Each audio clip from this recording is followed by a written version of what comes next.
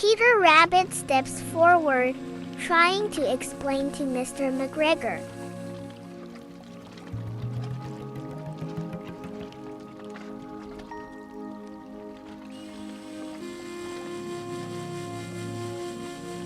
Mr. McGregor's expression softens as he looks at the rabbits.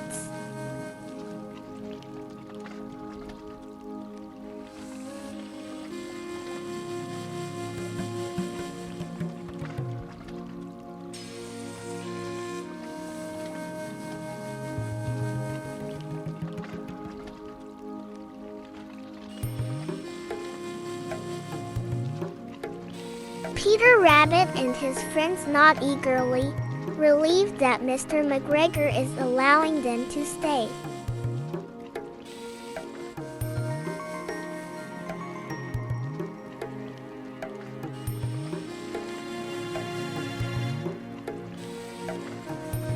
And so, Peter Rabbit and his friends continued their camping adventure by the lake, learning that sometimes even unexpected encounters can turn into delightful moments of friendship.